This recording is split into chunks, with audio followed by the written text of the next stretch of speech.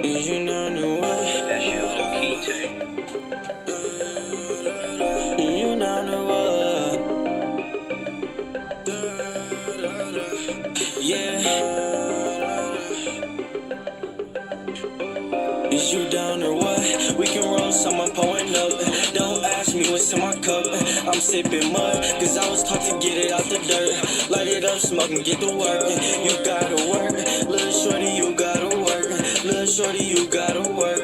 You gotta work, little shorty, you gotta work. Little shorty, you gotta work. I can't fuck with no bro code, bitch that be choosing. Don't break the bro code for a bitch who run through them. My ex calling my phone, the fuck is you doing? I can't be stressed out, cause bitch is confusing. If you ain't fucking with a nigga, you losing. I came all dressed down, all black with my weekends. If you got your luck up, you might get to meet him. Can't get my number unless you tryna get G's in. I play shit cool, but when these bitches in they mood, I can get so rude. And that's what the mercs do, so don't get an attitude. Yeah, yeah, little baby, pay me my respect. I get a nigga going through a text SMS. If I press and can't take it back, all I say is go, then it's that. I can be smoking kickback, rolling fat blunts of that thrax. Then I get a call on my jack. I bet a nigga got laid flat, but I ain't even gon' speak on that. Is you down or what? We can roll some, I'm pouring up. Don't ask me what's in my cup. I'm sipping mud, cause I was taught to get it out the dirt. Light it up, smoke and get to work. You gotta work, little shorty, you gotta work. Little shorty, you gotta work. You gotta work, little shorty, you gotta work. Little shorty, you gotta work. I put this on the church. I was taught to get it out the dirt. Still clean in $200 shirts. We ain't never been in first, but my niggas down the block, they had it worse. Free my brother till I say it in reverse. And this Uzi got a bird. No, I'm playing, gotta send me, let it twerk. If I'm your man, put this in me in your purse. Let me see your hands like we at a fucking concert. I wanna see them bands like you tryna be a sponsor. Why he on the court, he a fan, whole imposter. Money on the floor, but bro, and name ain't on the roster. Here you go, take your hoe out the door, I just tossed her. She was tryna take my soul, didn't know it would cost her. But she know she can't fuck with a broke boy or a nigga ain't no shit. Where you going? I don't know, boy, just picture me rolling. Can I come? Gotta go, boy, you gon' fuck up my focus. Just can't wait till we blow that like they didn't notice. I'm that flower that blooms in the dark room in this lotus. All this power, my nigga, it's up to you how you show it. You a coward, really had a chance to shoot, but you folded. You don't work, you don't eat, but I think you already know it. Down or what? We can roll some, I'm pouring up. Don't ask me what's in my cup. I'm sipping mud, cause I was taught to get it out the dirt. Light it up, smoke and get to work. You gotta work, little shorty, you gotta work. Little shorty, you gotta work. You gotta work, little shorty, you gotta work. Little shorty, you gotta work.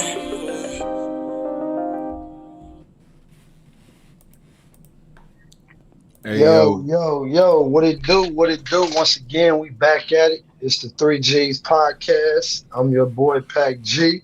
Got my homeboy AP with me once again, as always. And once again, we got GMS with us. You know what I mean? What's happening? What's going on? What's good? What it do, fellas? What's good? Oh, you know, just keeping it gut. I just got some fish and chicken a little bit ago, man. I had to eat some shit, man. I'm hungry as fuck, man.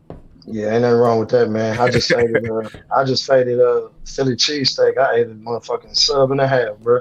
Goddamn. Niggas had the munchies. Yeah, man. Straight up. AP, what's going on, AP? Man, what's up, fellas?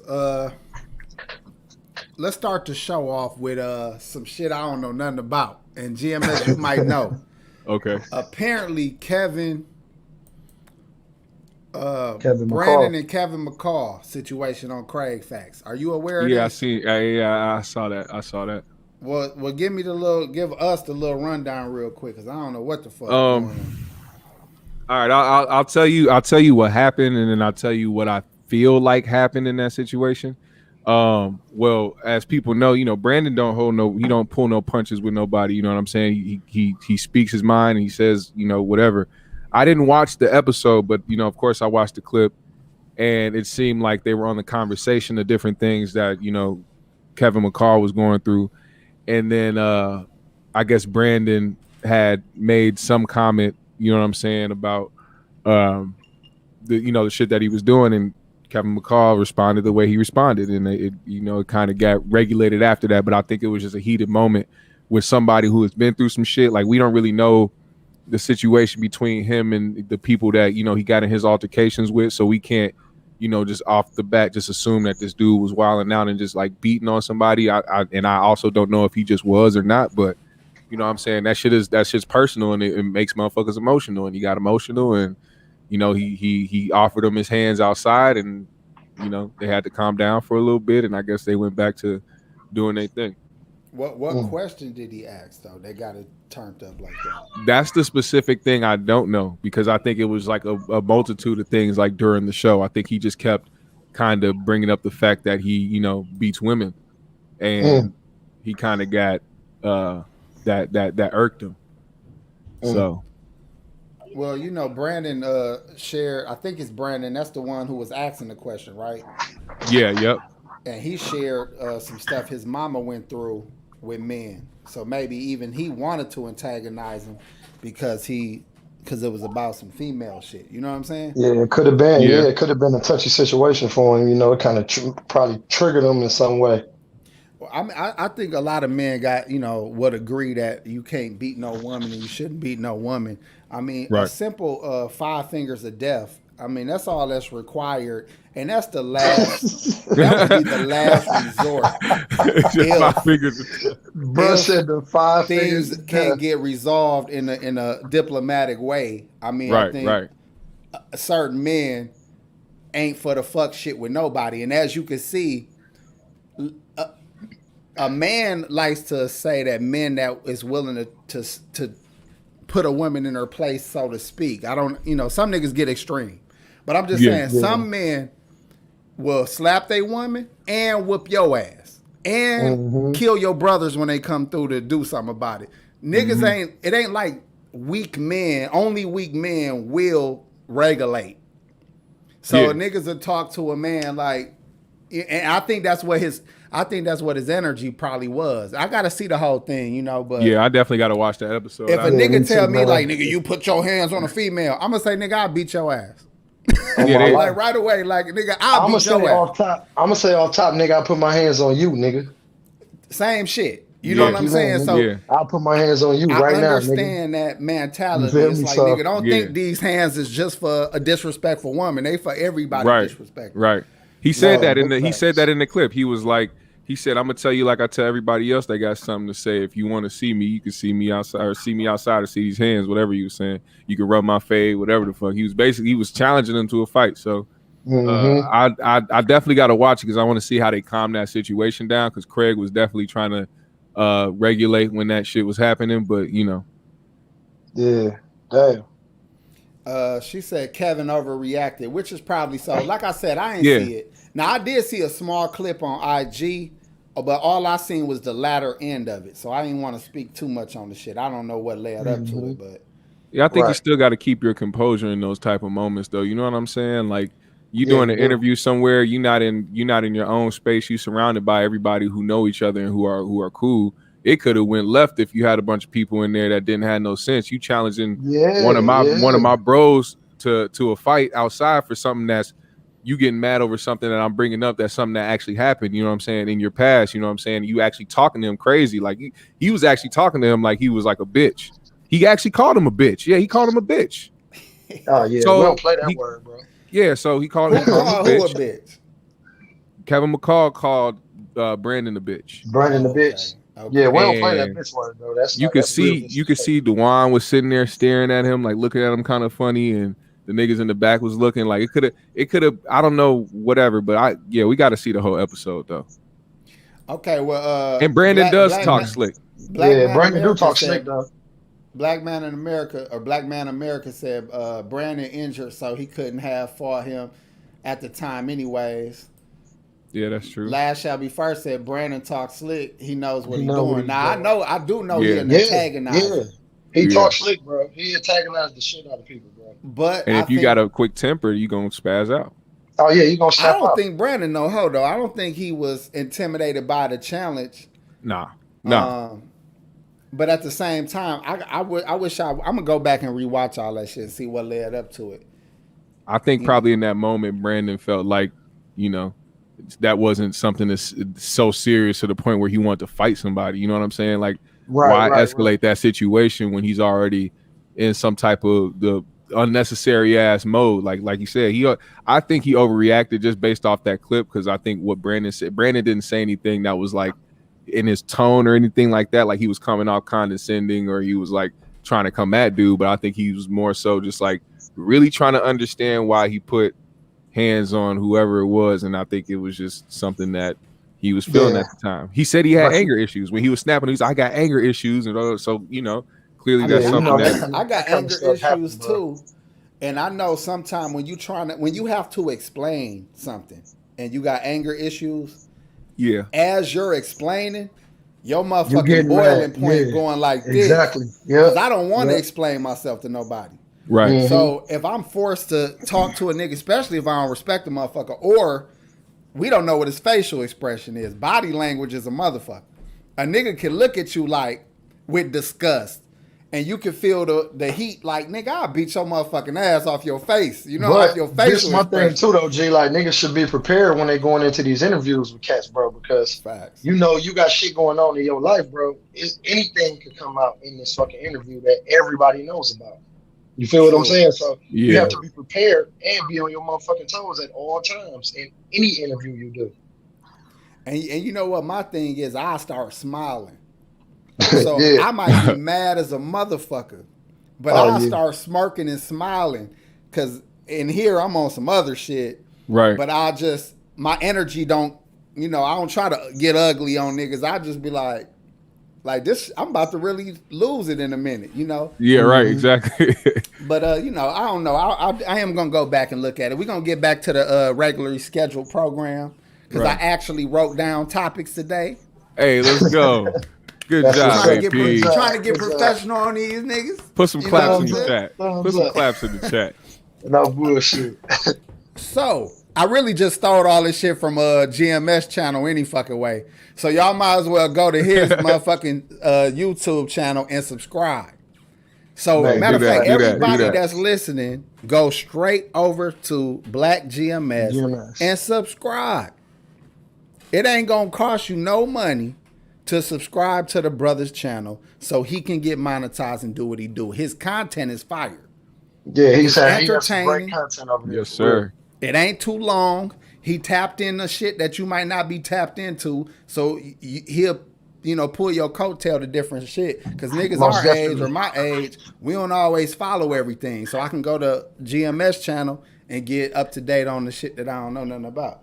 Right. And I also, I'm going to be interviewing some people that y'all need to be getting familiar with, like today, shout out to Minnesota. He's a dope ass rap lyricist, MC, whatever you want to call him. He is incredible. So if you want to go see that interview and go check him out, man, go watch that shit. It opens up with him getting called up on stage by Jay Electronica and totally bodying Jay Electronica on stage. Word. Oh, that's what's happening right there, bro. So go watch that shit. Go watch him complete, and to the point where Jay stopped him, and he still had more to go, but he was like, "All right, I'll play." Just go watch it. But anyway, go subscribe, go check it out. Appreciate y'all. All right, that's what's up. Like I said, I stole all this shit from GMS channel, but Trick Daddy this week said on, what was he on? He was on that chat shit. He was what's they call that shit? That damn Clubhouse. Yeah, Clubhouse. Talking to some chicks and said that Beyonce can't sing or can't sing, as he put it. We know what that means. Yeah. And he brought up Jay-Z got given his title as the king and didn't earn it. So Pac G, what do you think about Beyonce being able to sing or Jay-Z not earning his title as the king? Shit, me personally, I think Beyonce can't sing either. Okay. But that's my opinion. That's my opinion. You feel what I'm saying? I agree with you. If we talk about singing real and singing, shit, bro. If we talking about singing and singing, bro, it's a difference. You hear me?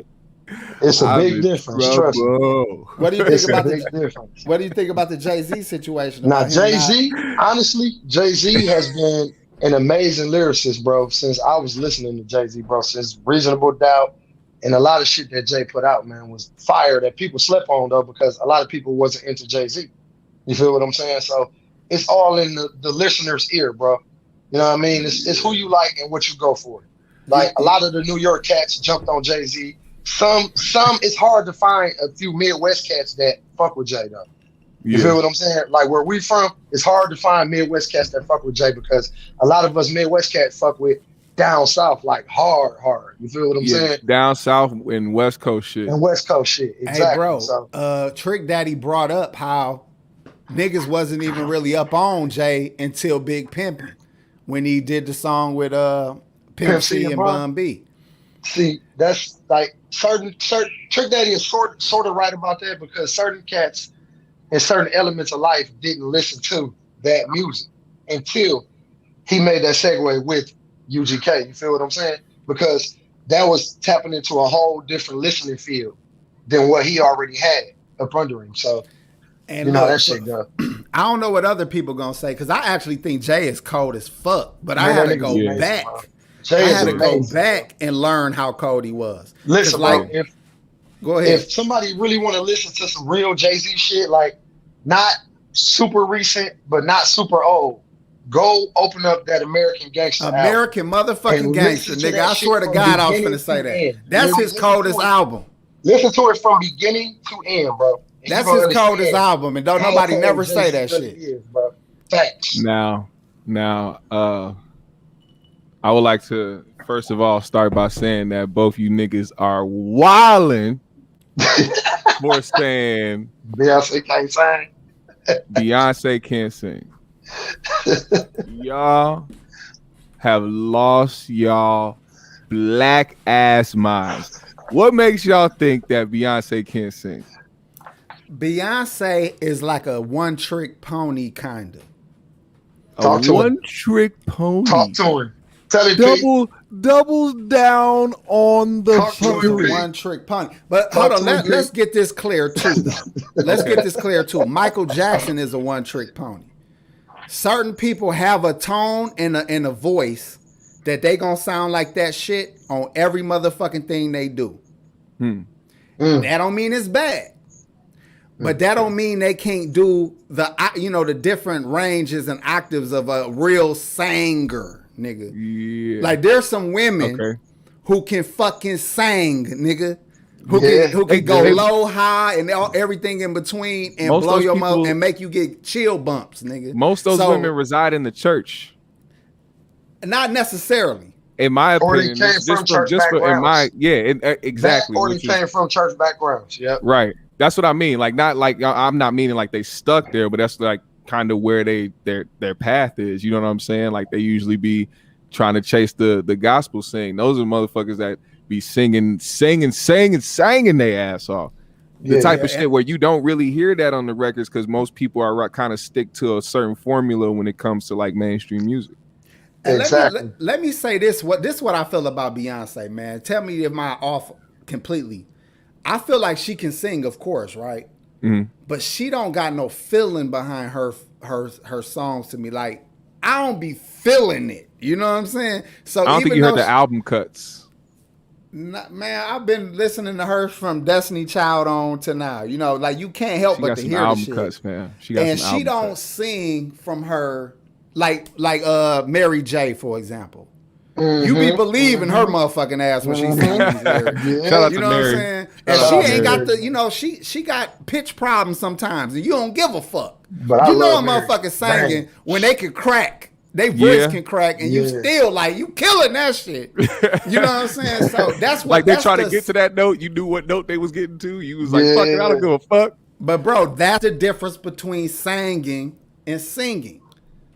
I was just listening to Miss Chalet, Something in My Heart. It's motherfucking songs of women up in here with they shit. You know what I'm saying? Yeah. So it ain't too many songs. It's a handful of songs, in my opinion, that Beyonce actually tapped in. The rest is just all voice. She doing what she's supposed to be doing. Yeah, I honestly think that too, though. That's just my honest opinion on Beyonce. Oh, well, I'm also, not a hater, though. Wait, what did AP say? Tell me what song Beyonce tapped in on. Let's do that, y'all, in the chat. Tell me what song Beyonce tapped in. I'm talking about with her spirit, her heart, her motherfucking whole shit went into She the had song. to be singing on that. Other than Dangerously in Love, I give her that. I was just about to say because that shit she went crazy. I give her that shit. but I can't think of too many more. And I think a lot of this shit is live. When she sang Etta James on Cadillac Records and shit, she was killing them songs too. Yeah, she was doing that. Love on Top. Love on Top. I'm not familiar. That's a female song. That's the one where she kept raising the octave towards the end, which was, showing her range, But again, that don't mean shit. It does. If I go find a white opera singer and let the bitch do all the octaves, that don't mean I feel her. Yeah, but you haven't heard Love on Top, so it's like you got. You're right. You're right. But I'm just saying, I just want to make the distinction that you can hit every note perfectly and not have no spirit and no soul behind it. True. That's true. Why Pac, the reason Pac was so revered is because the nigga felt his music. He wasn't a better lyricist than Biggie, but niggas was feeling fucking Pac. Mm-hmm. He had a lot of emotion behind it. You could I wonder if Heaven Got a Ghetto, like one of those things you said earlier about when somebody's voice could crack, but you still could, like, there was a point in the song where his voice cracked. We was talking about what do you say? And for the first time, everybody let go and the streets was death row. I wonder if Heaven Got a Ghetto. That part, his voice cracked in that part, but you could tell he was like, yo, keep that in there, because that shit was like, that was him showing his emotion. That wasn't him like his voice cracking, like, oh shit, my voice cracked. It was like he was emotional in the studio and he let that shit ride. People felt that shit. So I understand. That's how Danny Boy was singing "I Ain't Mad at You" on that song, bro. You feel what I'm saying? Exactly. Like, he was blowing that fucking shit on that song, bro. Like, that song made motherfuckers cry real tears when they heard that shit because of the way dude was singing. Yeah. And a lot of people related to that shit. Yeah. And you got to give people ages, how old they are. You got to factor in their opinions. Yeah, because we grew up listening to fucking Stephanie Mills and motherfucking Angela Winbush and motherfucking, these type of women. When you give us a Beyonce or anybody more current, we gonna be like, they good, but feel me? So it's you can't even get mad at. It's like a motherfucker that'll look at us like my parents and be like, you ain't never heard Mary Wells? Like, you're talking about motherfuckers in Motown and shit, and you like, no, I don't know. I'm gonna say something that might be an unpopular opinion, but I think her is a better singer than a lot of motherfuckers out there. And talented, I don't know if she write everything, but that motherfucker, I fuck with her, nigga. Play that motherfucking guitar, all that shit. But I like Ella May too. I like Ella May. Ella May nice too, but I love Jasmine Sullivan's voice, bro. Oh yeah. That's the one, for sure. That's a prime example of somebody that came from the church. Exactly, that soulfulness, bro, that you feel. Yeah. When hey, you sing, bro, Melanie Fiona, yeah, bro, it's motherfucking singers, nigga. And I'm just saying, I'm not saying bro, Beyonce can't sing. Marsha Trick Daddy, bro, is one of the coldest out here. Listen. So is Trick Daddy wrong though? Is Trick Daddy wrong for saying that he don't believe she can sing? He just said that's his opinion. Who give a fuck, right? They came for him so hard because he has an opinion. He like 40-something, 50 fucking years old. Man, Trick Daddy look like a baked potato that been in the microwave too long. That's not the Trick Daddy we grew up watching, bro. This Trick Daddy is swollen baked potato. Trick Daddy face looked like when you left the dog shit outside all night, you come back out and see the color of it and how rock hard that nigga shit look like a leather seat cover motherfucking material. That nigga got the pleather pants face material. Hey, hell no, bro. I don't know if y'all ever seen the movie The Collector before, but Trick Daddy face look like dude mask. It's like a fucking leather mask. It's fucking tied up and shit with some shoestring, bro. Some girls say he got on funeral makeup every time he be on that Love and Hip Hop. I heard that. That was on your show. I heard that. Yeah, that was on your show. I dying, fam. I was like, damn, they do be laying it all thick on the motherfucker, man. My life, bro. Yeah, that motherfucker be looking like a fucking what they say, a melted brownie. A melted but fucked up brownie, yeah. Say like a California raisin. Trick was Hey, look, Queen Kel said Beyonce can sing, and she a singer. So I gotta take y'all women's word for it. Queen Kel's a singer? Yeah, she do sing, right? All right, hit me up. You know I got the beats on deck. What's up? So let's say this. She definitely is a talented ass woman. She definitely can sing. Does she have to be in a nigga top 10? Not necessarily. It's a lot of great voices in the world. No. Yeah. No. So she just ain't everybody flavor. That's all. She not in my top 10. You feel me? Not in mine either. But she damn sure. I don't want to go to see Beyonce live. I don't. I'm gonna be honest with you though. Jay-Z is in my top 10 of rappers though. Okay. Same here.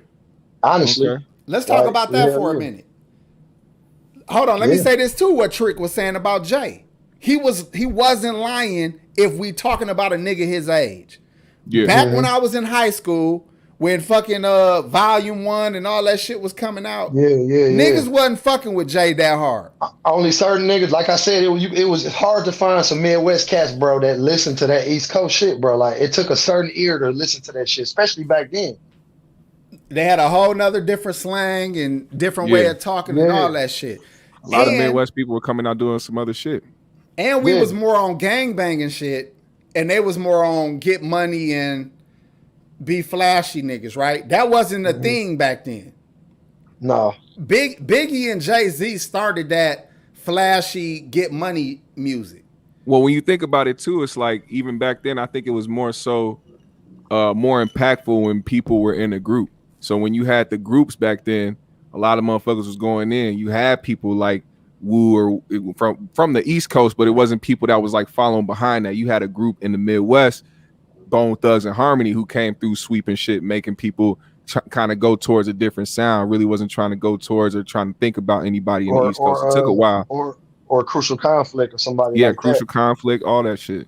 There was a lot of groups that formed from the Midwest and the East Coast or West Coast and down south that kind of took over a lot of the solo artists to the point where the solo artists had to come and get features for everything because it was better to be in groups than have a solo song. You know what I'm saying? Yeah. Bro, this how I remember it being in like the late 90s and early 2000s. Really the late 90s, really. Before niggas start featuring and everybody music start blending in together. Everybody had their own fucking lane, their own sounds, and they was making dope ass fucking CDs. Like the whole CD would be cold. Like you can go get Twister, you can go get a Biggie CD, a Twister CD, a 8-Ball MJG CD, a fucking Snoop CD. None of these niggas sound the same, but you will play all that shit. You know what I'm saying? But until Jay-Z started beefing with Nas, Jay-Z really wasn't on niggas' radar as hard. And just like even when Rockefeller was together, I was playing State Property like a motherfucker. Yeah. Like them niggas was going hard to me. You know what I'm saying? So that was another thing. They all still treated Jay-Z as if he was number one. I'm not saying that he isn't. I'm just saying like that's still how they treated him, like he was the top dog of the entire conglomerate. DMX was the top dog in the 90s, nigga. Yeah, I'm talking about as far as the label. Like you said, after Pac and Biggie, DMX had to run. Right, I know that much. Yeah, like far as that label go, like GMS said, Jay was the king of that shit, bro. Right. Except to them Dipset niggas. Now to the Dipset niggas, Jay wasn't shit to them Dipset niggas because all them Dipset niggas was Dame niggas. All them Harlem niggas. You feel what I'm saying? So they wasn't really fucking with them Bronx and Brooklyn niggas like that. Nah, that's facts. No bullshit. Oh, my bad, y'all. hey, going back in hindsight, is Jay-Z catalog really damn near on top of the game though? Is how many niggas can you put above Jay-Z? As far as rap catalogs and rap catalogs, rap catalogs. I mean, if you want to go by like the catalog of popularity, who could like stand aside of him as far as like all that shit, Drake. And that's not even like, I'm not even a fan of Drake like that. I'm just talking about as far as catalog goes. You know what I'm saying? Like, and the genre of rap. That's pretty much it. And even then, Drake is right behind him. I don't know, bro. I think Rick Ross up there too, though. GMS, to be honest. Ross could definitely. He had be a up move. there. He had a move. I think Rose up there too, man. No bullshit. That's true. Like when they talk about who could do a versus with Jay, Ross, nigga.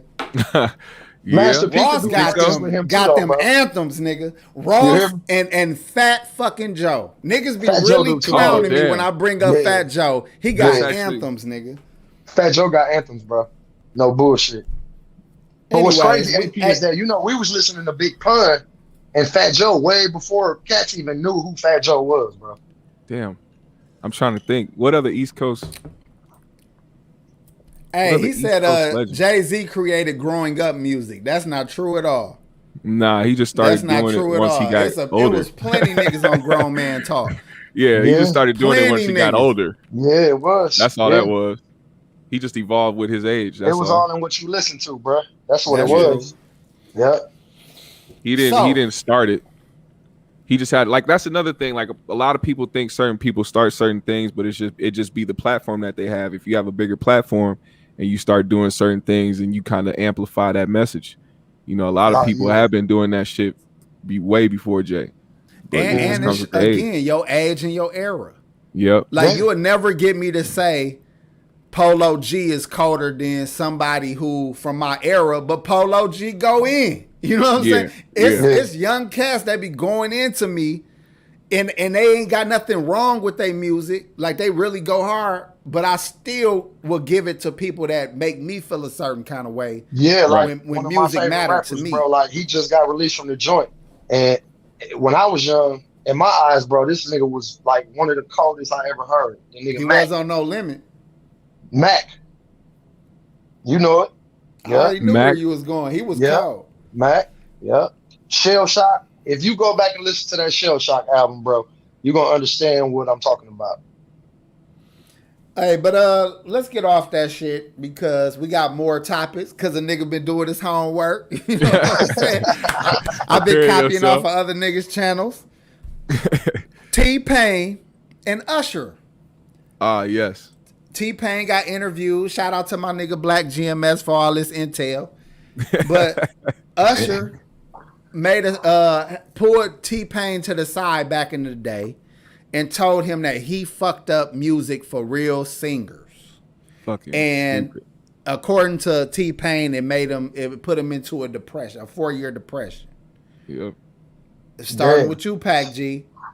Did T-Pain fuck up music? I don't think T-Pain fucked up music for R&B for R&B singers. I don't think so, because T-Pain, like, if you ever heard him really sing, bro, like, dog got a nice little voice to sing without auto-tune. Right. You feel what I'm saying? Like, a lot of these people that use auto-tune, that shit makes their voice sound the way it sounds. But some of these artists, that's how their voice really sounds. Just like back in the day, DMX, that's how DMX really sound. You feel what I'm saying? It wasn't no sauce you could put on the track to make a person sound different like that, because their voice is so unique. Like Jadakiss, he got that raspy, you know what I'm saying? Like, people know Kiss' voice. Yeah, off bat, you already know who Jadakiss is. Right. So, you know what I'm saying? Like, I don't think T-Pain fucked it up, because T-Pain didn't start auto-tune like everybody tried to blame him. If people was really smart and knew about their music, they would go back and see what the fuck Roger Troutman was doing with auto-tune back in the day. You feel what I'm saying? You just take certain things with inspiration and you try to elevate it. I think that's the thing that people forget is there's a lot of mimicking motherfuckers out here. A lot of people that are copycats. But if you take something, you're inspired by something, you got to try to elevate that in some way. So when people, you know, be like, you know, of course you got to give the respect and where it's due for the people that started that shit back in the day, you know, like the Rogers and the Teddy Rileys, all them motherfuckers. Yeah. But then you look at what T-Pain did with it. Like you said, he can actually sing. So you mix that with actually knowing how to manipulate auto-tune and actually harmonize and put a hit to something. He elevated that shit. But that's my thing too, though, GMS. Like, I really never heard of him or anybody else who's doing all this auto-tune shit give praise or shouts out to Roger Troutman or anybody who first was doing that shit before any of these young cats was doing it. Yeah. You know what I'm saying? Like, where's the homage, man? You know what I'm saying? Where's the respect to the OGs who paved the way for the game? Because a lot of y'all music is sampled off of these OG people music. Yeah. You know what I'm saying? Right. So, and these young cats don't even show love or none of that. I think just by using it is a shout out to people music because it forced you to run into the original at some point. You wouldn't even know about the shit if a nigga didn't give a fuck enough about it to reuse it. But you know, they still got to get rights for it in order to, you know what I'm saying, sample beats and all of that kind of stuff. Like Ice Cream Man or P using fucking world class wrecking crew music. Yeah. Like it's certain songs, the originals be banging too. You just gotta, you know, you wouldn't even be put up on it if you don't go through some of these new cats. But T-Pain, he didn't just take the game to another level with the auto-tune. He makes good fucking music. Right. He does. So who give a fuck what he does it with? Nigga, if you can make a banjo and a motherfucking some spoon sound like a motherfucking cold ass beat, nigga, have at it. Well, let me say this. Go ahead. Let me say this. If you can turn off the auto-tune on the majority of the niggas that's hot today and you can enjoy their song the same way, then they good. Then they cool. I can tell you right now for a fact that if you turn auto-tune off on every single one of T-Pain's hit, you will still enjoy that shit. So if you can't do that with people today, then you can't say that T-Pain didn't elevate that shit. I totally agree. And guess what? He's not stopping your money, Usher, because there's still people that's going to want to go see a live performance of real singers singing. Right. Where it ain't nothing but them and a microphone and a little band behind them. Like, especially when you're gonna be stuck at the Essence Fest. Especially when you I'm were just saying there's a space for Usher, all of it, G. You feel me? Like, G? When you a paved artist like Usher, you feel what I'm saying? Come on, man. Yeah, he a legend. Why the fuck do you care about what the fuck is going on? You can tour for the rest of your life based off your name and your catalog, and you sitting here work. First of all, what's the most fucked up part about that story is not even the fact that he said that to him. It's the fact that he sent somebody to wake this nigga up out his sleep. Yeah. That is the most disrespect. Like, bro, you did that to send somebody into a 4-year depression? Are you crazy? Listen, man, let me never mess with Usher again because of that. No, you shouldn't be. Listen, then don't fuck with me then. No, I'm not. No, you better not do no shit like that, bro. Let me tell you why. Shit like this will have your ass sitting there thinking long enough and drunk enough to be like, I want to tell this nigga some shit that's on my mind. Hey, stewardess, go wake this nigga up. Go wake this I'm sorry, dog. And he's like, what you talking about? I fucked your wife, but I didn't mean to. Like, niggas, when they drunk, fam. Listen, bro. That's crazy. Come on, man. Oh, well, when niggas drunk, dog, they don't be on some other shit, dog. Usher was on some R&B. Niggas wanna tell you about the time they got molested and shit. You like, bro, I am uncomfortable with this conversation. We're supposed to be hanging out and drinking. We in the club. You about to cry about the neighbor touching you. I don't want to hear this shit. Nigga, blow up Spirit's comment. Blow up Spirit's comment right now. The last comment right there. Blow that shit up. Usher, my dude. Herpes and all. Damn. Hey, listen, I told you I heard a woman say this to me about R. Kelly. You know, because we was talking about his herpes with him. She said, I still fuck that nigga. I don't give a fuck. I was like, I hope Valtrex is her friend. Shout out to you. I hope Valtrex is her friend. Niggas ain't scared of herpes. Niggas be like, nigga, fuck herpes, nigga. Yo, that's crazy. Nigga. That's crazy. I can't go. That's a scary. That's the shit a person will sacrifice their damn health for. Ain't that some shit? He said shit. Bro, motherfuckers roll they dice in the cars with they drug habits, with they all kind of habits, with they sex habits. Motherfuckers has been rolling the dice, nigga. They don't I know a nigga who been rolling the dice all his life with every sexual experience he done ever had. You hear me? That nigga just raw dogging his way through life, huh? I heard a nigga say, I live by it. What'd he say? Live and die by the bareback. Yeah, I live and die by it. Now, on my other channel, I promote condom and safe sex. I promote it strongly. Do I believe motherfuckers gonna do it? Not really, but I promote it. dog. That shit is Oh, crazy. hell no. Live and die by the bare bone. He said, "I live by the pussy, die by the pussy." That's what the nigga told me. Bro, hell no. No, sir. Look, she Good said, "I on that cried one. 2 tears in a bucket. Fuck it." Fuck it. No. No. Hell No, no. that's wrong. No, That's don't do that. That's not right. Yo, y'all ridiculous. Oh shit. That's wild. Chat is ridiculous. Spirit is on one. Yeah. Shout out to the chat, man. We partying, man. Yeah, That's shout out shit. to the chat for sure. Jesus No Christ bullshit. said, "We not talking about the person, but we discussing acoustic performance over auto-tune." You know, let me say this and what y'all think about this. Maybe Usher real problem wasn't about T-Pain doing and using auto-tune. Because I think to this day, everybody respected and enjoyed his attempt at using it. But They all what he make peace did, with 'em. Shit. what he did was open the door for a lot of whack motherfuckers to come in and try to do it. And I think that maybe when someone would say you fucked it up, I think they saying you fucked around and opened the door for these some little whack motherfuckers, motherfuckers yeah. to do it. Like, bro, trash. You gonna let bro get in with it? Dude, trash. You gave bro the game. Dude, Hey, so think trash. about YouTube. Nigga, Yeah. YouTube opened the door for a lot of whack Lot of whack motherfuckers. And I might be motherfuckers. one of them. But Shit, I'm we in might this be, bitch. We might be a panel of them. You hear me? We might be I'm a just- panel. Bro. We might be the motherfucking wackest panel ever, but who give a fuck? We having fun. Right. hey, shout out to Ray Grady.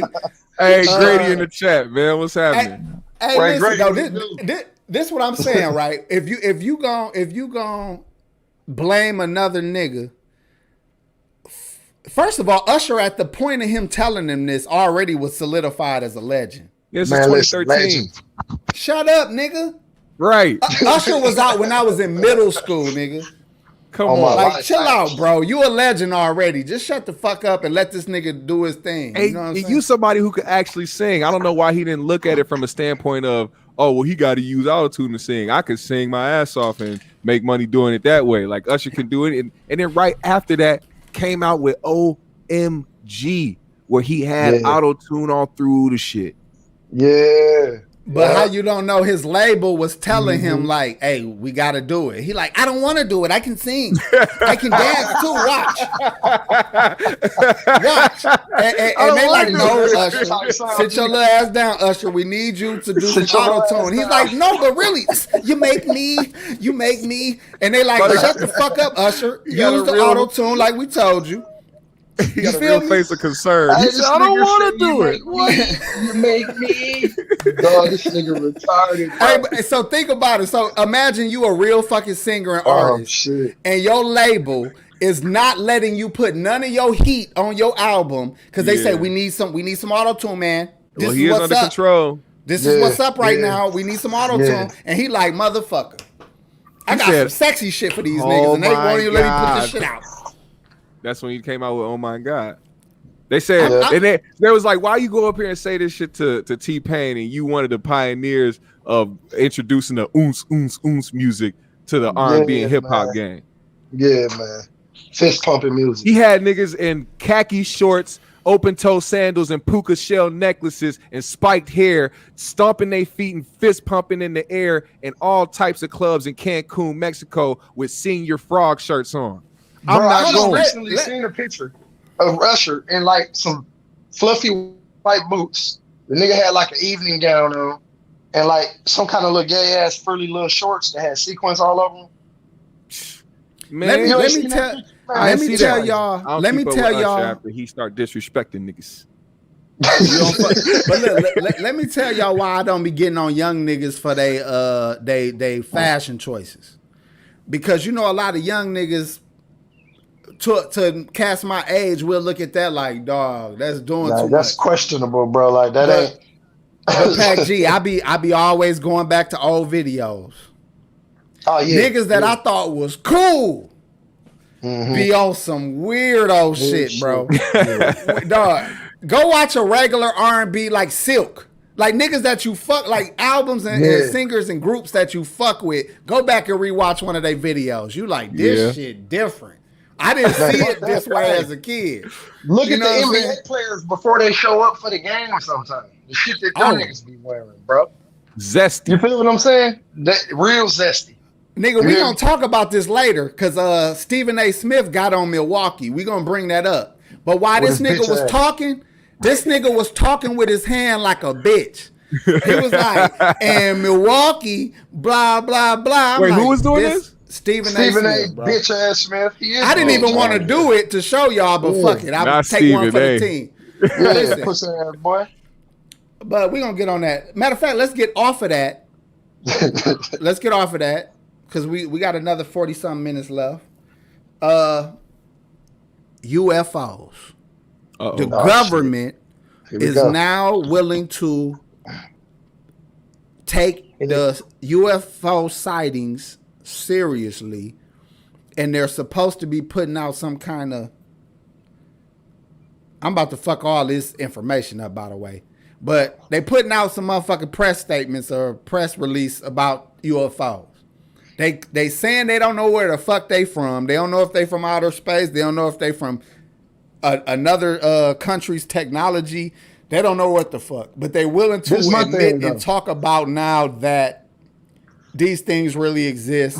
Yeah. And they don't know what the fuck they are. Let me tap in on this, AP, because these motherfuckers been had UFOs in Area 51 that they've been investigating and researching since the fucking 30s and 40s, bro. So now all of a sudden you want to try to say, oh yeah, they're real.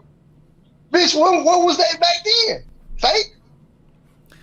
What they didn't for real though. For real. They didn't want to they didn't want to, scare people, alarm the people. I guess. I don't really know. Yeah, they make all of these fucking movies of UFOs and aliens and shit. Where the fuck these ideas come from, bro? If this shit ain't somewhere around. Hey, look, Spirit said I've seen 3 UFOs and was visited in my bed by an extraterrestrial. That was your uncle. That was your Uncle Lance. Oh no! Extraterrestrial Uncle Leon. That was an alien. It was an alien. It wasn't your uncle. That was an alien. That nigga was like, "Go back to sleep. Go back to sleep." I'm an alien. I'm definitely a foreigner, bro. It was a foreigner she talked about. A foreigner. That's what it was. He's like, I'm an alien. Woo. I'm gonna try to find this picture because I got a picture, man. I got a picture of what I believe. What I believe, what I believe to be a UFO that I saw one late night driving home. I'm telling you, I gotta show you this picture, man. It's ridiculous, bro. I seen one of them motherfuckers one night, bro. I know I smoked a whole lot of weed that night, so I just went to sleep and didn't think no mind of it. You hear me? I just left it alone. If y'all can see that, y'all see that ring in the sky? Oh yeah, I see that ring in the sky. Yep. That's crazy, isn't it? Was that nighttime or what time of the day driving. Was that? This was 2:00 in the morning. Did it move? It was in one spot and it was coming down, and then all of a sudden, and then the light. Right? Yeah, and then the lights went off. Hey, you know what's so crazy about you saying that, bro? I seen some shit like that probably about a year ago. In the summertime, picture, like last summer sometime, bro. I seen some shit, something like that. And it was just floating in the air. And I was wondering, like, what the fuck is that? That's the night I was telling you about I was high as a motherfucker. And I'm like, what the fuck is this shit up here, man? And I'm just looking at it. The shit did not move, bro. The clouds didn't move from around it. None of that shit. It just stayed here. That's what happened. He said, look up Project Blue Beam. I think that's when they going to use technology to project images in the air. Is that right? That could be, huh? Man. Dub Deuce. Something about them projecting fucking images in the air. Let me know if that's right. It's been a long time since I went down that rabbit hole. But this is what I think. I think in our elements, the sky mixed with the right gases, chemicals, fucking aircraft, fucking real animals. You know what? It might be dragons. Fuck it. It might be a dragon up there. I'm just saying, who the fuck? I don't fucking know. I just y'all gonna have me go down a rabbit hole of this because honestly, nigga, I don't believe it's no fucking as this world is. That dragon would have been down here eating on some motherfucking body. Right. Or maybe he don't eat people. Maybe he a vegetarian. Okay, my theory is they just keep showing up for just. Let me ask y'all this: what y'all think about all of these fucking sea creatures and Bigfoot and all this old extra shit? What about all that kind of shit? I think a lot of different animals exist. We still find new animals all the time. Yeah, all the time. That we don't And even. new They creatures and still trying to name shit that they don't even know what the fuck they call haven't it. explored the entire ocean yet. You know what I'm saying? They haven't explored the entire land. They got motherfucking jungles so big that they can't gas a plane up enough to get there and get back.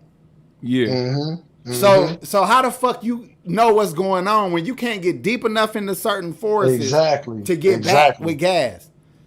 Mm-hmm. You know what's all kind of shit. At least that's what I heard, because I don't know what the fuck I'm talking about. That's crazy though. Dude, think about, hold up. So now what did they call it, the Mariana Trench or whatever, how deep that is and what's that, and you can't even go that deep with like whatever machinery you can create or some shit or something like that. But we haven't discovered a lot of the ocean, but we haven't discovered a lot of life. So it's like at any moment there's probably a 30-mile long sea creature chilling in the ocean right now that could like hit the core of the earth or something like that and make this whole, you know what I'm saying? We have no idea. Could take a shit and release COVID-like influenza out into the atmosphere. Bro, listen, that's that COVID like. Hey, COVID could have been a dragon fart. Hey, niggas don't even know. COVID could be a dragon fart. Hold on, y'all. Think about the Bermuda Triangle though for a minute. Yeah. They said ain't no boat ever came back out of that shit. Ever. I think that used to be an issue. I don't think that's an issue no more, G. But even though supposedly a lot of because they be traveling through that shit. Listen, man, I be looking up weird ass shit. Okay, I just don't believe a lot of shit. He said, "Hold on, can they travel the entire way through the fucking Bermuda Triangle?" Let me tell y'all what I did. Right, they getting through that shit now, bro.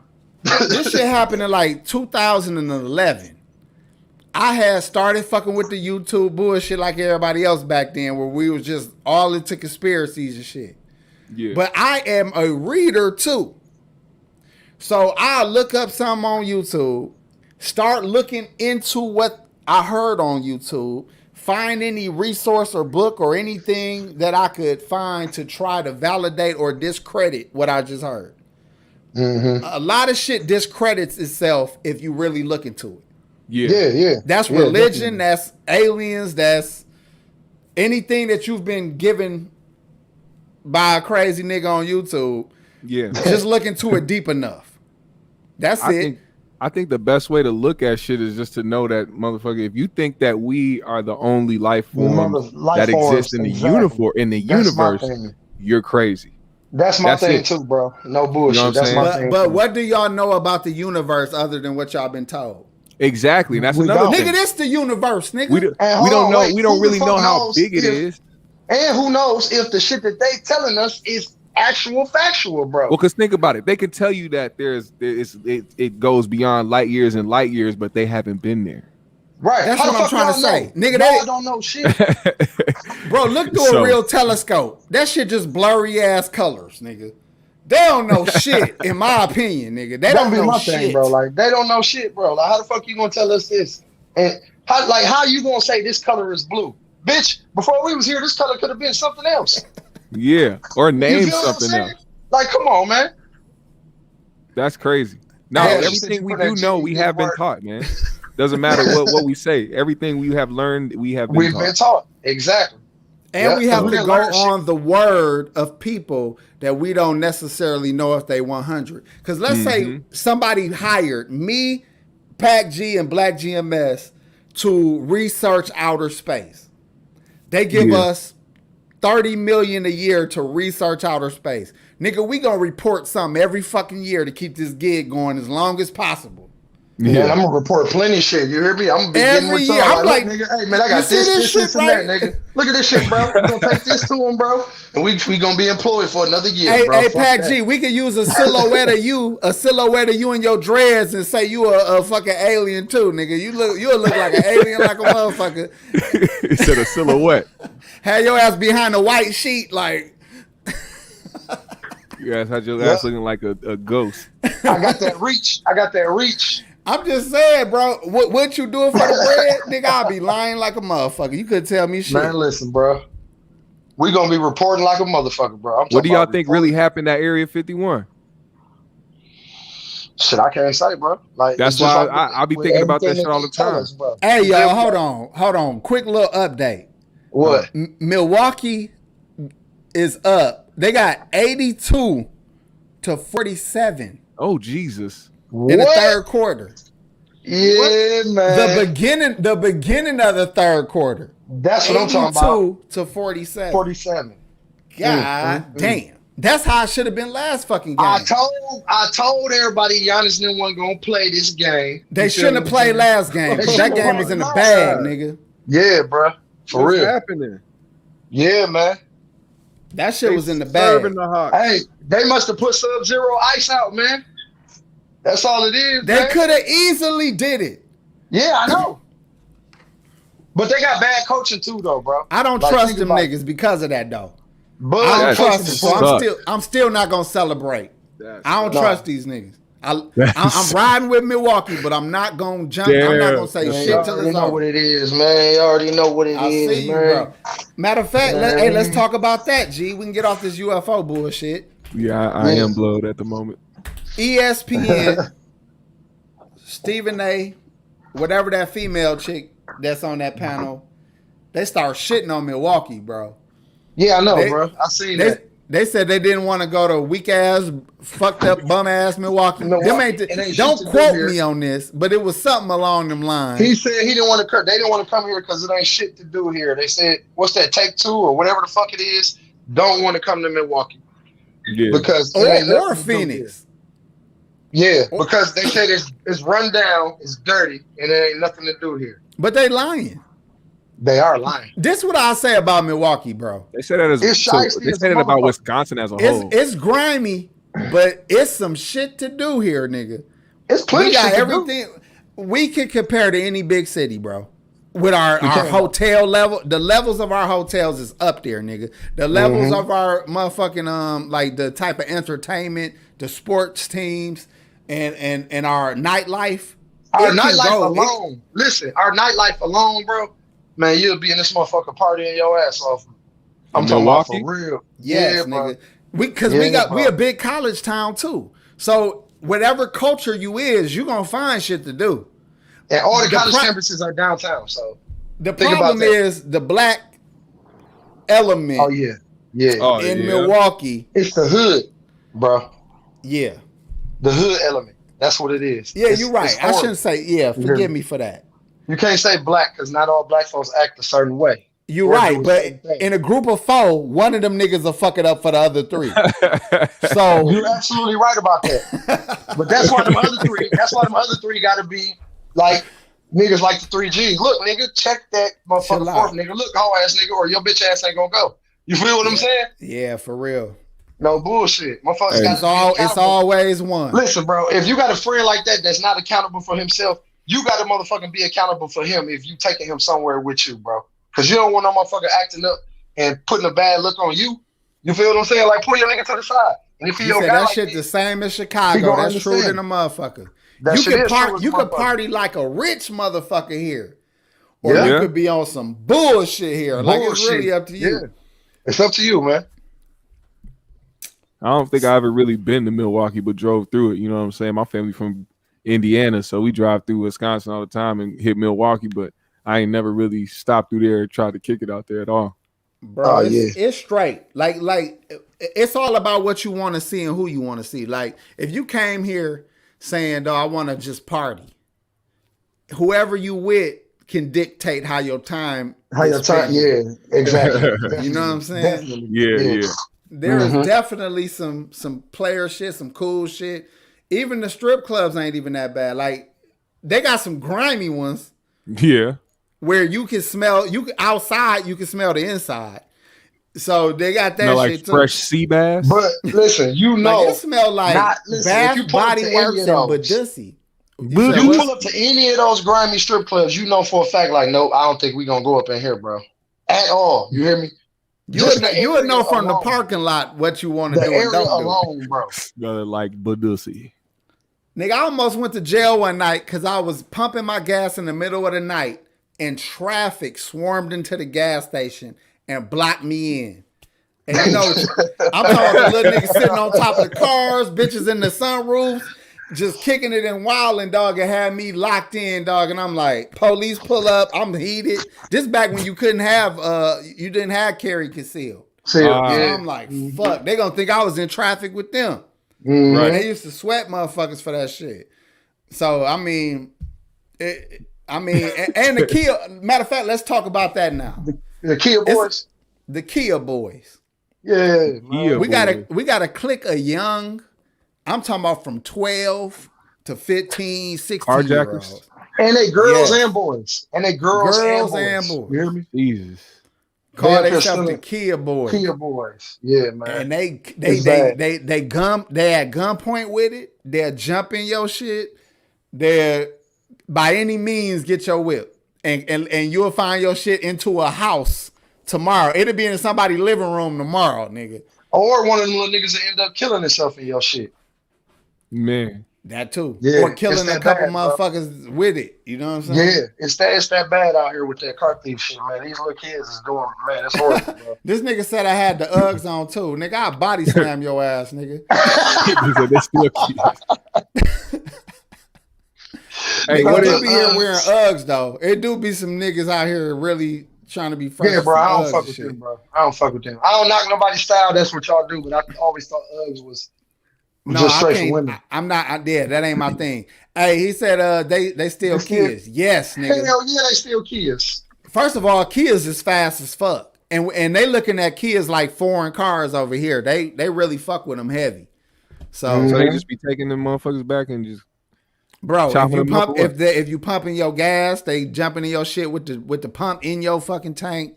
They hitting motherfuckers at gunpoint. They riding around deep in their car. And by the end of the night, they all got their own car. Bro, they taking women's cars with baby car seats in them with the kids still in the car with the babies in them, nigga. They'll put the baby on the sidewalk and squill off. Drop the baby off down the street. A block or two away, have your baby sitting on the fucking curb. Damn. Yeah, man. It's bad. Kids. It's that bad, bro. For real. Kids, though. Like, little kids, bro. Like, these fucking kids, this is a horrible problem here, man.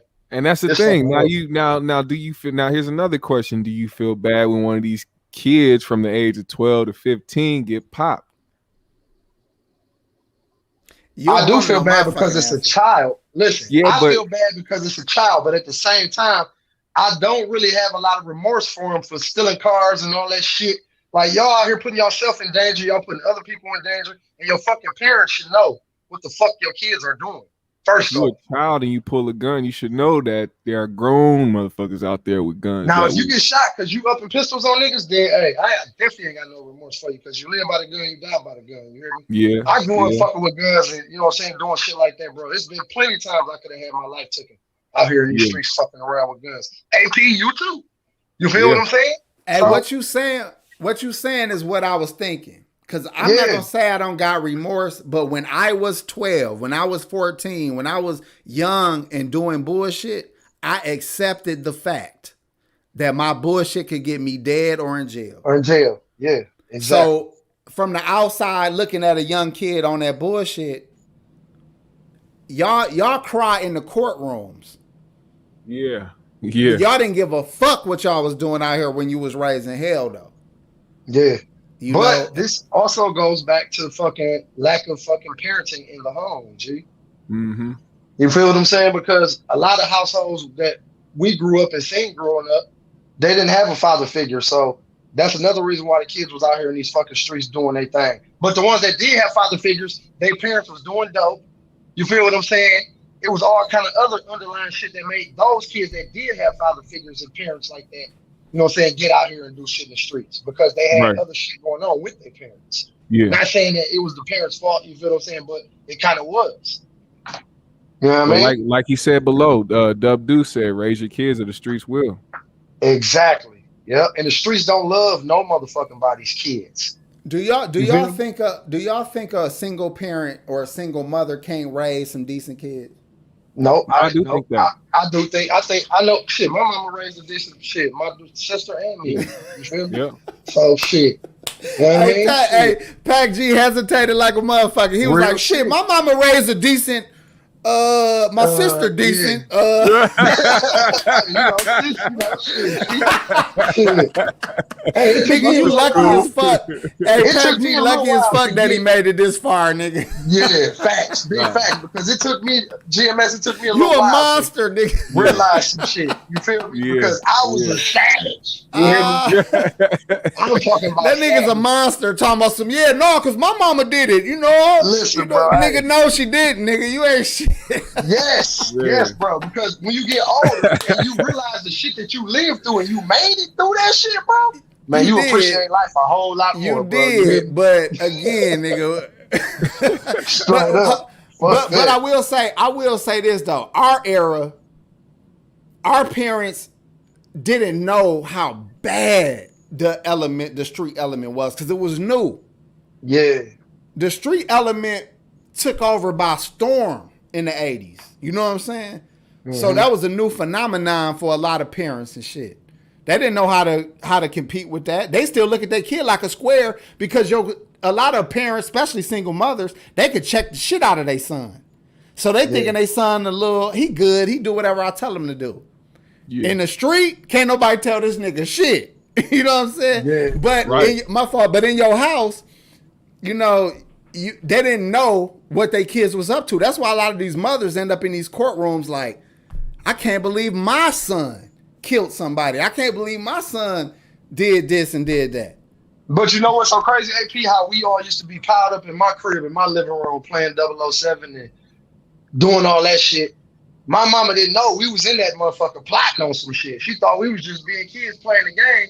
Man, we plotting on some shit right now. We plotting on our next lick, our next dope sale, like shit. What we doing? We went and woke my guy up. Shout out to my nigga Dio. We knocked on a window to get him out to go rob a motherfucker with us, but he got caught, so he couldn't go. Yeah, you know what I'm saying? He got caught. But you know, in a parent's mind, they have no clue what the fuck these kids be up to. But in my mind, as a parent, my kids ain't outside past fucking 8 o'clock. Yeah, well, I got teenagers with jobs and shit and cars. And they're not outside past a certain time. What's that, GMS? It's a question for y'all, and it's a question for the chat. Do you think back in the day when people was out in the streets doing the stuff they was doing out in the streets, you think back then it was more people that it was them not having a choice, opposed to now that people just kind of adapted to how they feel like the street life is cool, or the street life is this and it's that, and it gives you validation or a badge or whatever. Now they doing it more by choice now instead of doing it by, man, I just got to eat out here, I got to hustle, I got to make it. Do you think it's different like that? Go ahead, Pac G. I think personally it's like it's all gonna elevate to the same shit. You feel what I'm saying? Like it's all the struggle.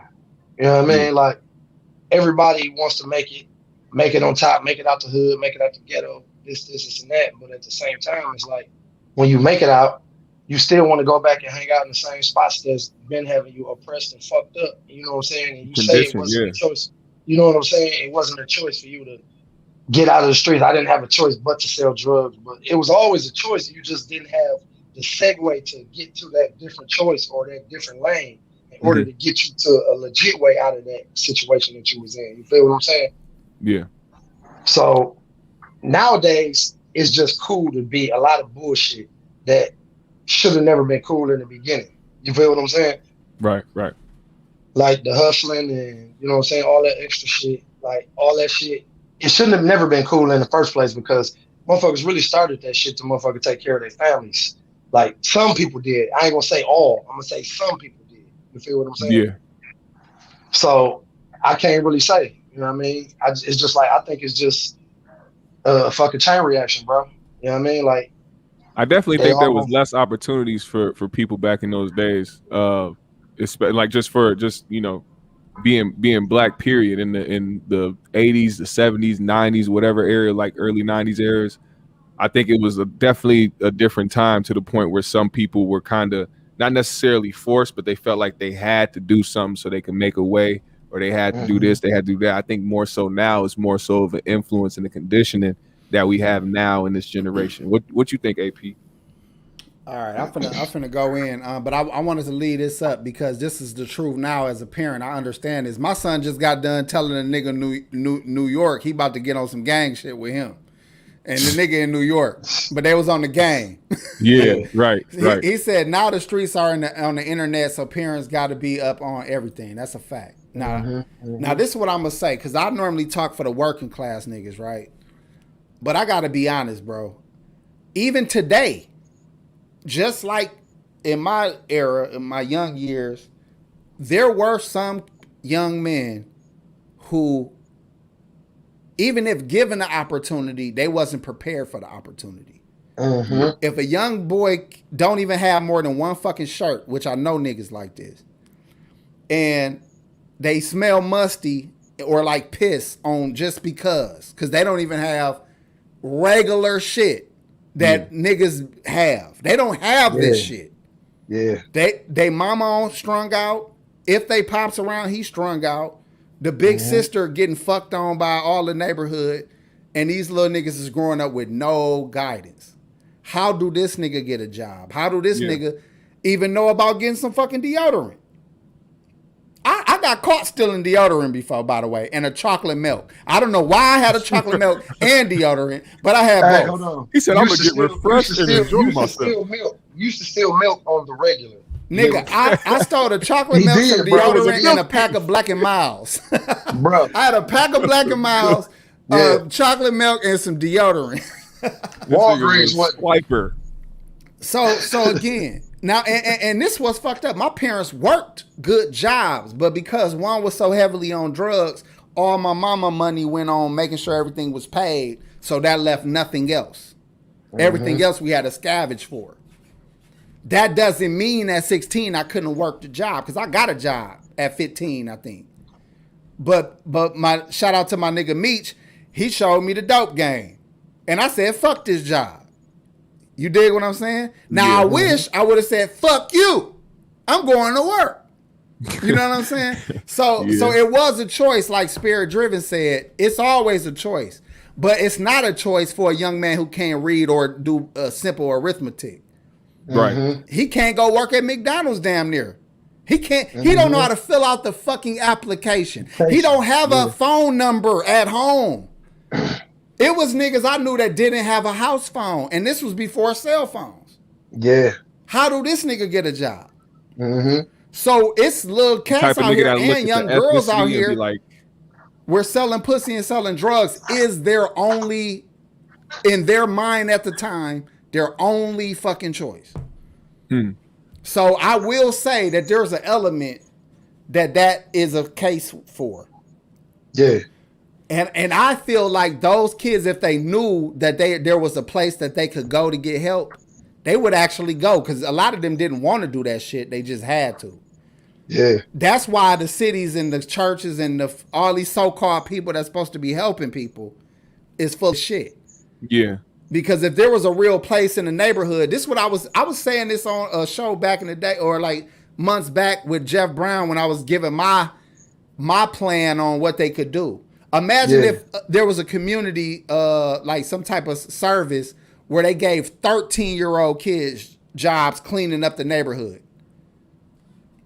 They 13, instead of going to steal kids, I'm finna go sign up to get a job. And all I gotta do is pick up trash in the neighborhood. A lot of those resources that they could have had were easily given to upper class white people. So like, no, like you talking about like the rehabs and the places like, no, they are. These are $1 million. They go by price too.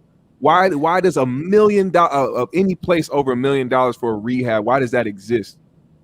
First of all, donations dictate where a lot of money go. If you have $100,000 person, somebody who donates $100,000, they be having some say over where the fuck you spend my money. Now, if they got a lot of white contributors, of course those white contributors are gonna say, we need a fentanyl center in the suburbs. Now, the black programs are typically giving off of state money. or city money. And they're always given, it seems like they're always given to a corrupt, shiesty motherfucker. Yeah. Who do a lot of this fist pumping in the street and cuffing the motherfucking money for their personal. It's a lot of niggas that's doing this shit. They on Juneteenth like a motherfucker. They doing this shit crazy. And they getting funds from the city and they cuffing that shit. Hey, P, you know what's so crazy though? Hold on, Pat G. It's Go a ahead. nigga in Milwaukee that went to jail for this shit. Who in the 90s, and he was that nigga for community activism.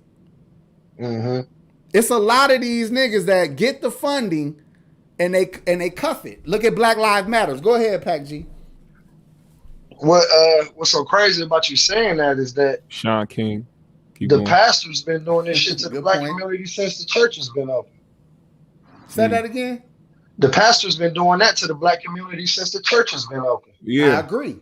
we talked about that on one of my shows. I'm like, feel what all I'm the saying? money that goes into these black churches, you have all these poor folks who come into church giving their last for offering because they think that's going to get them blessings. Meanwhile, they putting money in the pastor's pocket. What they should have been doing, the trend of churches, black churches specifically, like I said, they should have been in there. When you give your tithes, that should have been a way for us to have a savings. That should have been our black-owned banks. They should have been taking our money and keeping our money in the church the entire year. At the end of the year, give us back all the money that we donated to, or that we gave to the church as tithes. That is our blessing. That's the blessing coming back to us. Yeah. Right Let there. me go in. Fuck it. Is that a does that First seem of like all, if you study tithes in the Bible, what the real tenth was a tenth of the harvest of the Israelites. And they stored it up. So if somebody crops didn't come in or somebody, couldn't make it through the year, they had provisions to make it to the next year. So the whole idea of tithes, period, was to store up enough to get niggas through to the following year. Facts. I didn't debate anybody about it. I know my shit. I didn't even know that. That's a fact. That's crazy. And people say that tithings, that was back then. Now we have money. They have money. The word money is in Genesis 30 times. Yeah. Fuck you mean they ain't had no money. Right. They had shekels. They had all kind of shit. And they told you when and where this money had to go where this tenth, your first fruits, all of that shit is broken down on what it is. Now, pastors nowadays tell you it's a percentage of your gross. It's a percentage. Nigga, I'll beat your ass. so hold on. But I said this in my little plan with Jeff. I'm finna run down my plan real quick. Yeah. It only gonna take 2 minutes. I said, he thought I was talking about getting help from the church. I don't expect the churches to help. I said that a city mandate should happen on the churches, that if you want to open up a church here and you're getting paid by the government anyway, you're required to donate 10% of your annual income into that neighborhood's fund for that neighborhood. It ain't what you charitably give. You have to give us 10% of that money you collected back. And we put it in a pot. The city can put a certain amount of allocated money to that pot. And with that money, you start to hire children at the age of 13. You might have to make it legal where they can have work permits or whatever. But at 13, those are the ones that clean up the neighborhood with, simple shit. They cut grass and they clean up the neighborhood with fucking all the paper. And they get paid for it.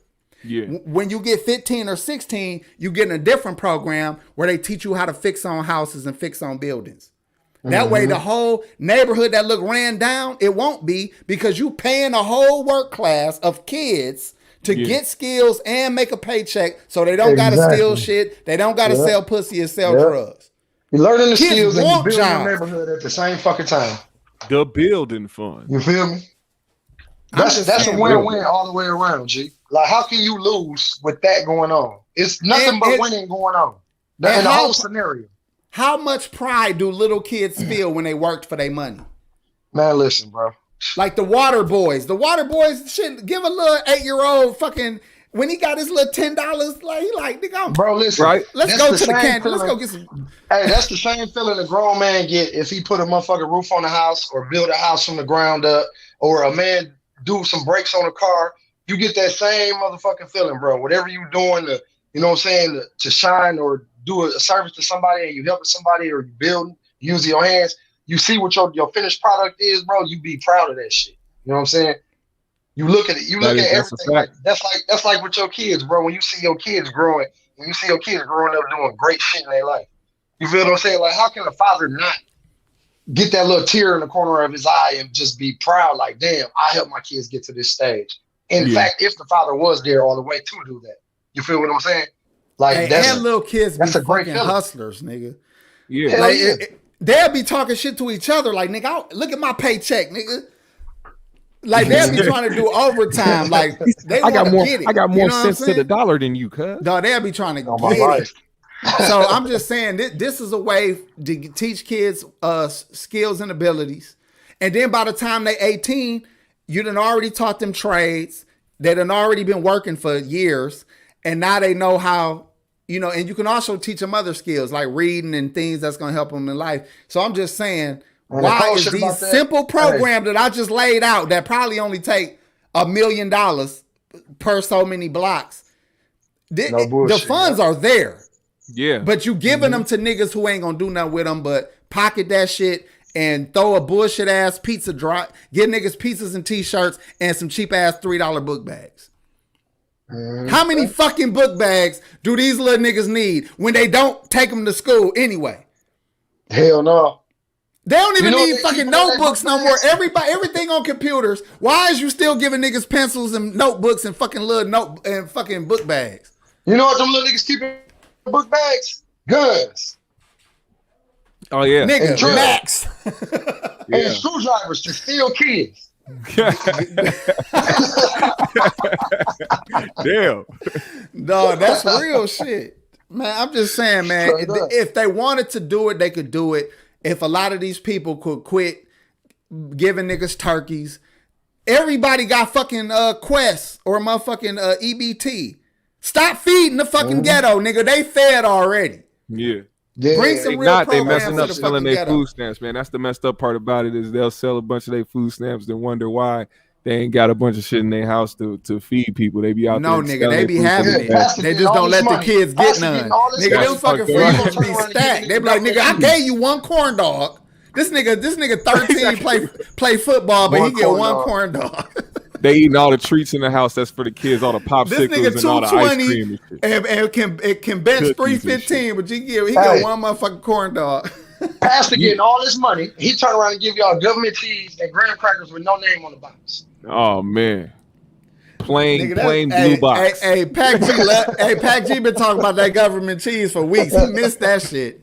He missed them uneven ass grilled cheese sandwiches. Nigga, you can never cut that shit smooth straight. You have your shit. These was uneven. Nigga, your grilled cheese look like it got a Gumby in the middle of that motherfucker. Hey, what the fuck I was finna say, bro? That's crazy. Shit. We're gonna talk about this and we're gonna get up out of here, man. Because I wrote this down, believe it or not. This is something that I noticed.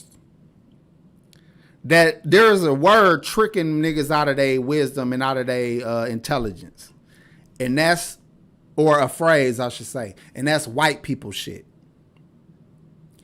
I think kids start off real early hearing that things that will help them in life is white people shit. If you see a young dude reading a book, it's niggas that'll say, oh, you on that white people shit. Yeah. If you eating crazy. healthy, you on that white people shit. We condition So ourselves just you sometimes. doing what will help you survive in this world is doing white people shit. And what does that make a young black boy feel like? Well, I don't want to do that. I don't want to do white people shit. I don't want to be clown for doing white people shit. So let me close this book. Yeah, what do you tell a young black kid who wants to do right but also wants to protect his blackness? That's a good question. I'm going to say you're the only one that is representing blackness. Okay. The black melanated people of the world that is doing what's right is the only true example of that culture. Everybody else is the parasites of that culture. Yeah. You know what I'm saying? They're the cancer of that culture. Mm-hmm. They're the ones that are too heavily conditioned to possibly get out of that mindset. Correct. But unfortunately, those people that are of the right mindset have an obligation to try to lift up the weaker of the group. Yeah. If you can.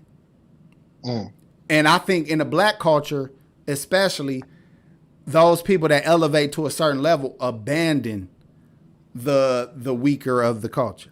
I think my favorite stories from, people who try to get into a life that they know they're not supposed to be in is from the OGs, or the people that are in that life, heavily in that life, telling them, instead of bringing them along or trying to make them be a part of something they know they're not supposed to be a part, they'll be like, yo, this ain't you. Go ahead and get in them books, or go ahead and play ball or whatever. Go do that shit. It's not for you. And we'll protect you out here. We'll make sure you good, but this ain't for you. You talented. You got something going. You got something going on. Those are the stories I like to hear. You know what I'm saying? I like when people do stuff like that, and it'd be the same people who are deep in it, doing wrong, that know that. You know what I'm saying? It's crazy how they know that. They know that there's something better and there's something that they could do, or whatever the case may be, but they too deep in it. So they out here trying to protect the younger ones, trying to follow behind, that really ain't even, that's not even in their character. They just doing it because they seen everybody else doing it. Well, that remind me of South Central, the movie with J-Rock. What was OG Bobby Johnson's son name? J-Rock. Yeah, when he got shot, he was in the hospital healing up, and the nurse tried to teach him to play ping pong. That's honky ball. Honky ball. That's I don't honky want to ball. play no Honky fucking ball. honky ball. Honky ball. Yeah. But then he ended up liking the shit. Right. And there's a lot of times where kids, if they were given the opportunity, if the stigma was gone, that it's white people shit, it'd be niggas canoeing. You'll see Pac G somewhere. Cause you know he gonna have a blunt. This nigga gonna be canoeing and shit, whitewater rafting, all kind of shit. You know what I'm saying? Black GMS would be hang gliding and shit. But think about it, AP. Kids our age, remember we was young, bro. We used to be on the golf course playing golf, smoking blunts though. True. I remember we was watching Happy Gilmore smoking. Nigga, we was like, nigga, let's figure out where we can get some fucking clubs. Nigga. And we went to play golf clubs, nigga. Nigga, we'll steal the whole motherfucking the park golf carts. The golf cart. They wasn't even golf carts. They was the park utility carts. Yeah. No, I used to work at a golf course, man. I used to be what they called a night kid. I was like 14 or 15, and they'll hire you on to go around and like clean the bathrooms, restock the vending machines, and then they'll put you in the golf cart where you go around and scoop up all the golf balls from everybody shooting at the driving range. And when I tell you, bro, these white men was aiming at me every single time. I'm talking about non-stop, bro, hitting my golf cart with bruh. And it was one of those things where I was like, I don't know if they just doing it for fun. Oh no, they was drinking too, probably. They was like, you see that nigga out there? Hey, Charles, $5 I hit the nigger. $5? $5. Go ahead. No bullshit. Yeah, you know it. $5 I hit the nigger. Straight up though. GMS, we took over a whole park in our neighborhood when we were kids, bro. We really did. I'm talking about the swimming pool. When you came swimming, guess who you got your tickets from? Us. When you came swimming, we'll steal the whole row of swimming pool tickets and be selling them shit before niggas can get to the motherfucking booth. $3-4, my nigga. And guess what? When you turned the tickets in to get into the pool, guess who you gave them to? Us. Right. I'll be talking to the bitch that's supposed to be collecting them, sitting there taking all that. No, we was on bullshit over there. We was on bullshit, bro. Pure Y'all bullshit. Controlling the pool. We took over the whole park, bro. The whole park was our park. We really control that neighborhood as teenagers, nigga. We did. Grown niggas over there. Mm-hmm. Yeah. We took over the whole neighborhood as kids, bro. We was too deep. This is what I will say about young niggas, and I got to give it to young cats. I am not afraid of old niggas. I am deadly afraid of young niggas, bro. They running packs, bro. Like they wolves. don't give a fuck about shit. No regard. No And they regard. running packs, bro. Like wolves, bro. They make names for themselves for doing stuff they know that'll get them time. You call yourself the Kia Boys? Yeah, bro. That's ridiculous. Like I get when you got a gang, like you got the Crips, you got the Bloods. No, these niggas call themselves specifically the Kia Boys. If you got a Kia, watch your back. That's what it's like. They don't make it. They don't give no room for no type of mysteriousness. They'll try to move low key. No, they'll come get your shit in broad daylight. They ain't like the wet bandits. None of that shit, bro. They ain't like the wet bandits and none of that, bro. And they're putting targets on young kids back too. They're not like the wet bandits. You know how it is. You know how it was back in the day when you roll around with your homies. It'd be a car packed full of y'all trying to get somewhere. Now they putting a stigma behind young black kids packed in the car, having police thinking that they out there trying to do that something. always been a stigma, bro. I mean, yeah, but that's what I'm saying. It makes it even worse. I'm buying all my kids 2-door pickup trucks, nigga. Like, you don't get to ride niggas in the backseat. Ain't no fucking backseat. You get minivans. It's 2 of you motherfuckers going wherever the fuck y'all finna go. You got a minivan, you driving, you sitting the way back. Nigga, my daughters is finna be in some Wranglers. And they, like Somalians out here. The motherfucking, what's them little 2-door Chevy trucks, nigga? They gonna be in some little bullshit. That's what you do. You gotta pretend like you Somali. You gotta have, if it's 2 of y'all in the car, one they gotta be driving, the other one gotta sit in the back seat. I kicked my guy in the face, man. I felt bad, but I needed to. I was driving, and I was like 14 or 15. And obviously, I wasn't supposed to be driving. And we was going over to these chicks' house. I was supposed to be fucking the mama. My guy was fucking the younger girl. I was supposed to be fucking the mama. I was like 15 probably. He said, God. Bro, I'm not bullshitting. So, mind you, she probably was a dope fiend, so I was probably about to fuck a dope fiend. I don't know. But I was finna do it. That catfish. So, we on a mission. I was finna do it. Hey, my nigga Spunk. So his brother, his brother, not his real brother, like a nigga that they was real tight with. Oh, I thought you was talking about Sonny. No, it was another nigga, Rich. Do you remember Rich? Black ass Rich? It wasn't Rich. What the fuck was Black ass name? Rich? Because they used to be with somebody that was black as a motherfucker, bro. Like that's who I'm talking about, but I forgot. That's who you talking about. Yeah, I forgot dude's name. So we go driving out there, right? And I get pulled over. But matter of fact, I didn't even get pulled over yet. I'm driving all calm and normal. And I was like, the police behind us, but don't look. You know what? When you tell a nigga don't look. Yeah. And exactly. And he wasn't even supposed to be with us. So he got us pulled over. So obviously I'm finna go to jail, or I can't. They taking me to jail, and they but hold on, let me tell you why, because this the whole point. He had sacks of weed on him. He stuffed them in the seat back there. Police found him. Shit. So I'm driving the car.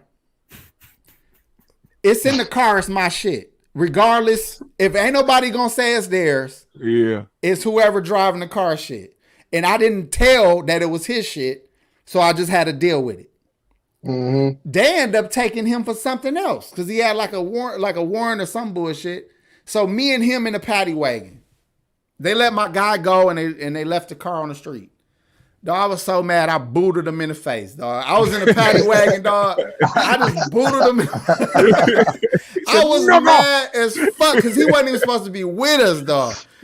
How the fuck did I tell this story? He had that face like.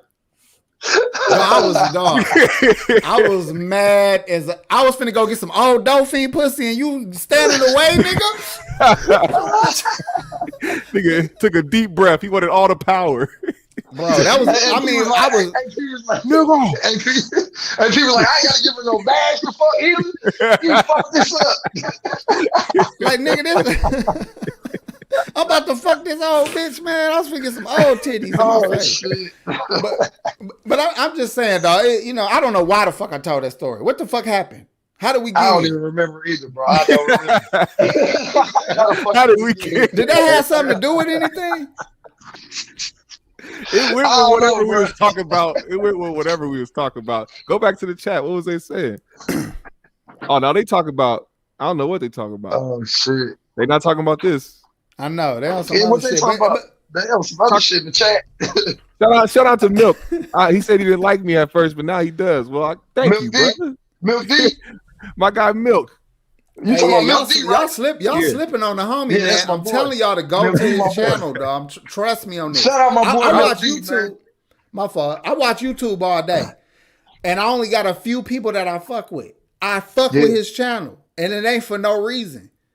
Appreciate you, man. It's the truth. You know what I'm saying? I don't want to hear everybody. Everybody ain't interested. Everybody ain't got good perspectives and point of views. Some motherfuckers is just useless, really. I'm like, this motherfucker got a channel. But again, more power to you. But I like what I like, you know. And matter of fact, y'all mind if I pray real quick before we get out of here? Do you think? Go ahead and say a prayer. We all can use some prayer. All right, y'all bow your heads. Father God, we come to you humbly on the 3G's podcast. And we just ask if you could just put it on the hearts of the people, dear God, to start breaking bread, Lord. I know these niggas ain't broke, Lord. They talk a lot of shit in the chat, Lord. I feel like they got a little something for a little something, Lord. If they could just find anything, if it's change, Lord, we appreciate it, Lord. If it's $2, we will take it, Lord, and we will utilize it in probably some fucked up ways, but that's not your business. Deacon AP, get him. If you can look at our cash apps on the bottom of the page and utilize them, Lord. If God, if you could just put it on their hearts today that we is some broke ass niggas without the people, Lord. And we don't want to be broke, Lord. You said that if we ask in your name, Lord, that you will bless us with a little something for a little something, Lord. And we just want to come to you today and ask you that. And we want to thank those that have given and will continue to give and support the channel and bless us. We also want to ask you if you can get BLACKKGMS channel to 1,000 subs. We feel like this young brother deserves a YouTube check, Lord. Not just any check, but a YouTube check. Not a his check or them check or those checks, but a you check, Lord. So if you could just do that for us, we'll be forever in your graces and your glory, Lord. We will work for your purpose, which is to amuse the people, Lord, and we will continue to do so in your name. Hallelujah, blah blah blah blah blah. Hey, it's gonna be a whole lot of religious on us. Amen. Thank you, Jesus. Hallelujah. It's gonna be a whole lot of religious ones on us, man. Y'all done got them on us now. Oh, blah blah blah blah blah blah. Y'all done got them on us. Blah, blah. Oh, Milk, thank you, dog. Blah blah blah blah blah blah blah. Milk. Shout out my boy Milk. Blah blah blah. Oh shit. Blah blah blah blah. Blah blah blah blah blah blah. Woo. Oh, blah, blah. That's what's happening, man. Get ready. Another successful podcast. Y'all chill. Yeah, buddy. Thank you, Milk, brother. Shit. Hallelujah. Nigga said, get ready. Won't he do it? Y'all do us a favor. Go to BLACKKGMS channel. Hit the subscribe button if you haven't. If you got extra phones, extra emails, jump on them extra phones and extra emails and you subscribe to the brother channel. Love, man. Subscribe, man. Yes, sir. Get this man his God YouTube check. God damn it. 3G's, y'all know we still here, man. Y'all know GMS still with us, but you know he got his channel too. So hey, we got to spread all this love. You feel me? All of it. Straight up. And we definitely appreciate y'all coming through, hanging with us every week. Always. So, shout out to the chat, man. Chat always lit. Much love and respect to the chat from the 3G's, man. We know y'all fuck with us the long way, and we gonna keep it coming, man, for real. All right, y'all. We up out of here, man. Peace. Y'all take it easy. Peace. Much love.